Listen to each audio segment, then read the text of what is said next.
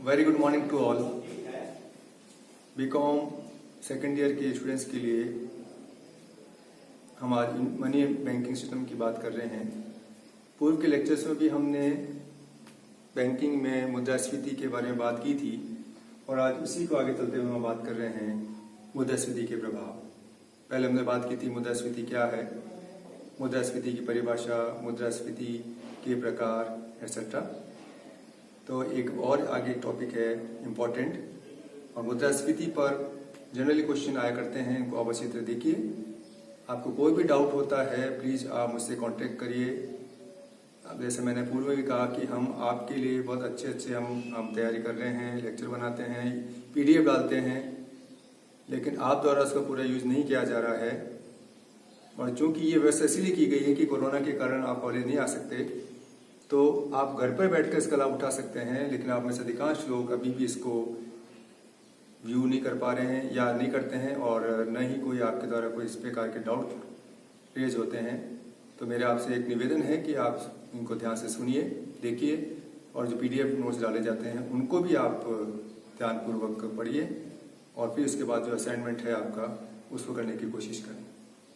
तो मुद्रास्फीति के क्या प्रभाव हैं, इफेक्ट्स ऑफ इन्फ्लेशन। देखिए, मिले जुले इफेक्ट होते हैं, इसलिए हम ये नहीं कह सकते कि मुद्रास्फीति अच्छी है बुरी। आगे इसके बारे में कोटेशन भी आते हैं जो हम बात करेंगे, क्योंकि ये बहुत इंपॉर्टेंट एक कोटेशन आता है। तो फिलहाल हम बात करें कि मुद्रास्फीति के प्रभाव क्या पड़ते हैं। सभी वर्ग, देश के जितने भी वर्ग हैं उन सभी वर्गों पर मुद्रास्फीति के प्रभाव पड़ते हैं। कुछ पे अच्छे पड़ते हैं, कुछ पे खराब पड़ते हैं। तो हम बात कर रहे हैं सबसे पहले विनियोक्ताओं पर प्रभाव।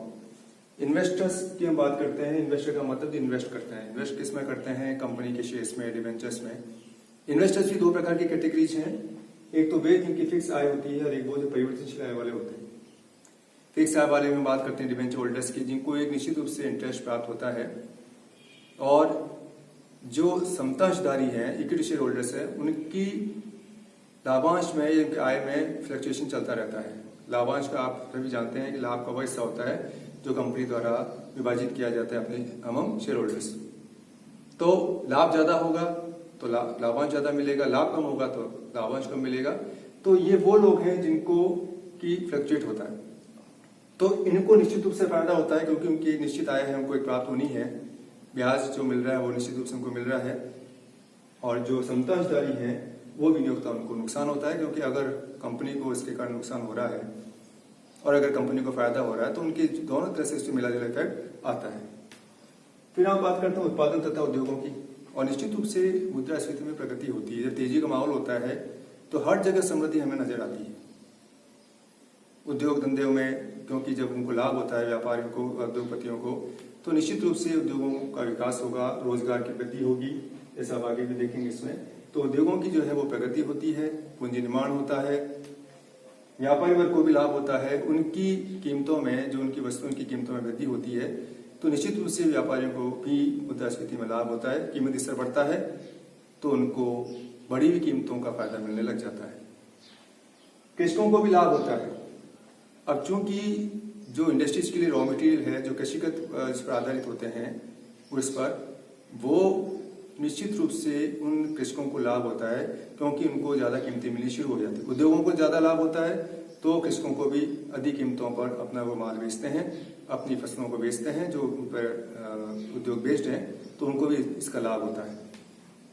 श्रमिकों रोजगार पर प्रभाव। अब श्रमिकों पर इसका मिला जुला प्रभाव पड़ता है। एक तो श्रमिकों, जब निश्चित रूप से उद्योगों की आय में वृद्धि होती है, उद्योगपति श्रमिकों की आय में भी वृद्धि करते हैं, उनकी मजदूरी में वृद्धि करते हैं, हम बात कर रहे थे। और उसी संदर्भ में जैसे हम बात कर रहे थे कि श्रमिकों पर इसका मिला जुला इफेक्ट आता है। श्रमिक, जब उद्योगपतियों को लाभ होता है तो मजदूरी की दरों में वृद्धि करते हैं, लेकिन कई बार उद्योगपति वृद्धि नहीं कर पाते हैं, तो ऐसी स्थिति में श्रमिकों द्वारा संघर्ष किया जाता है, तालाबंदी की जाती है, हड़तालें की जाती है, जिससे कई उद्योगों पर प्रतिकूल प्रभाव भी पड़ता है। तो ये भी है। रोजगार पर भी जब निश्चित रूप से इसका प्रभाव अच्छा ही पड़ता है, क्योंकि जब नए उद्योग धंधे खुलते हैं तो उसके लिए रोजगार में वृद्धि होती है, और वो एक अच्छी बात है कि मुद्रास्फीति से रोजगार पर भी अच्छा प्रभाव पड़ता है। यातायात संचार साधनों का विकास होता है। जब सभी जगह विकास हो रहा है, निश्चित रूप से सभी वर्गों को लाभ होता है, तो ट्रांसपोर्ट, कम्युनिकेशन, इन सभी साधनों का विकास होने लगता है, लोग ज्यादा से ज्यादा इनका उपयोग करने लगते हैं। तो मुद्रास्फीति में ट्रांसपोर्टेशन है, कम्युनिकेशन है, इन साधनों का भी विकास होने लगता है।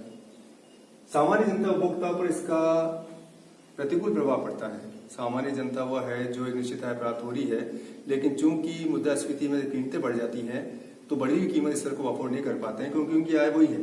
तो ऐसी स्थिति में उनको नुकसान होने लगता है। और उपभोक्ता चूंकि एज ए कंज्यूमर, सभी कंज्यूमर हैं, जो आपको पता है कि मुद्रास्फीति में जब कीमतें बढ़ जाती हैं तो कंज्यूमर्स को भी बड़ी कीमतों को उस पर खरीदना पड़ता है, तो उनके लिए प्रतिकूल प्रभाव वाली स्थिति पैदा हो जाती है। ऋणी को और ऋणदाता को क्या क्या होता है? ऋणी को तो लाभ होता है और ऋणदाता को हानि होती है। लाभ क्यों होता है? जब ऋण लिया गया था तब मुद्रा का मूल्य ऊंचा था, मुद्रास्फीति के कारण मुद्रा का मूल्य गिर जाता है। तो जब ऋणी द्वारा ऋण लौटाया जाता है तो घटी हुई जो मूल्य है तो उससे ऋणदाता को उसका नुकसान हो रहा है। ऋणी को तो फायदा हो रहा है, लेकिन ऋणदाता को जो ऋण प्राप्त हो रहा है उस समय आपकी मुद्रा का कीमत घटी हुई है तो आपका इसका नुकसान होता है। तो ऋणदाता को हानि हो रही है, ऋणी को इसका लाभ हो रहा है। बैंकिंग व्यवस्था का विकास होता है जब लोगों की आय बढ़ती है, सेविंग बढ़ती है, बैंकों में जमा होता है, पूंजी निर्माण में वृद्धि होती है और ज्यादा बैंकों का विकास होता है, तो बैंकिंग डेवलपमेंट भी इसमें अच्छा होने लगता है। सरकार पर इसका प्रतिकूल प्रभाव भी पड़ता है, कुछ अच्छा प्रभाव भी पड़ता है, मिले जुले इफेक्ट्स आते हैं।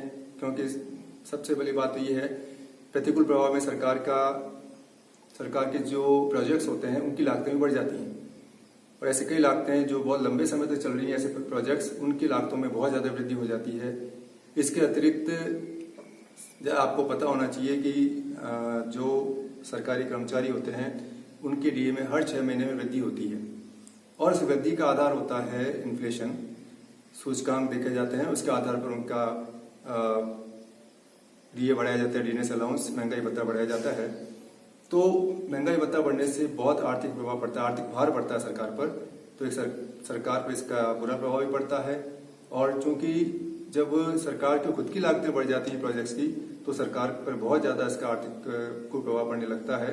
तो सरकार पर भी इसका प्रतिकूल प्रभाव भी ज्यादा पड़ता है। और उसके बाद में हम देखते हैं अन्य आर्थिक प्रभाव। अन्य आर्थिक प्रभावों में 3-4 पॉइंट्स हैं, जैसे आर्थिक विषमता में वृद्धि, आर्थिक संपन्नता में वृद्धि, आय में वृद्धि। विषमता में वृद्धि का मतलब क्या? इकोनॉमिक डिस्पैरिटी जिसको हम बोलते हैं, उसमें और ज्यादा गैप हो जाता है। गैप का मतलब क्या है? अमीर और अमीर अधिक हो जाता है और धनी और निर्धन और अधिक निर्धन हो जाता है, और उनके बीच में गैप हो जाता है। इसको बोलते हैं इकोनॉमिक डिस्पैरिटीज। यानी जब नेचुरली जब मुद्रास्फीति होती है तो उन लोगों पर जो कि बहुत ही धनी होते हैं, संपन्न लोग होते हैं, उन पर कोई प्रभाव नहीं पड़ता है। लेकिन जब कीमत स्तर बढ़ता है तो जो छोटे लोग हैं, जो निर्धन वर्ग होते हैं, मध्यम वर्गीय होते हैं, उन पे इसका प्रतिकूल प्रभाव पड़ना शुरू हो जाता है। तो इससे वो और ज्यादा, जबकि उनके पास बचता नहीं है, आय सारी खर्च हो जाती है, मौद्रिक आय बचने होती नहीं है ज्यादा, तो ऐसी स्थिति में दोनों के बीच में गैप बढ़ जाता है, जिसके कारण इकोनॉमिक डिस्पैरिटीज पैदा होती है जो देश के लिए खराब होती है। लेकिन दूसरी तरफ आर्थिक संपन्नता में वृद्धि होती है। हर जगह आपको तेजी का माहौल दिखता है। आप देखते हैं अभी जैसे शेयर्स बाजार में भी जब अभी आज से साल भर पहले, 8-10 महीने पहले, जब भी कोरोना नहीं था, एक बहुत तेजी का माहौल बढ़ता जा रहा था, तो सभी जगह संपन्नता नजर आती थी। लेकिन जैसे ही मार्केट गिरना शुरू हुआ तो ऐसी स्थिति में कई लोगों को इसका जबरदस्त नुकसान हुआ। तो वही स्थिति होती है कि जब बढ़ता है तो सबको संपन्नता दिखाई देती है, सभी को फायदा होने लगता है। व्यापारी, उद्योगपति, बैंक्स, ट्रांसपोर्टेशन, कम्युनिकेशन, हर जगह हमें एक ग्रोथ नजर आती है। और आय में वृद्धि, जैसे आय में वृद्धि की वही बात आती है कि मिली जुली वृद्धि है ये, किन्हीं लोगों की आय कम हो जाती है, किनकी ज्यादा हो जाती है। तो ये आय पर प्रतिकूल और अनुकूल दोनों प्रभाव पड़ने लगते हैं। तो कुल मिलाकर मुद्रास्फीति के अगर प्रभाव देखें तो कुछ वर्गों को इसका लाभ होता है, कुछ वर्गों को इसका नुकसान होता है, लेकिन फिर भी मुद्रा संकुचन से कहीं ना कहीं ये बेटर होती है। इसके बारे में आगे बात करेंगे कि मुद्रा संकुचन में क्या होता है और किस प्रकार दोनों में से क्या हमें चुनना चाहिए। एक कोटेशन आता है जिसके बारे में बात करेंगे। Thank you.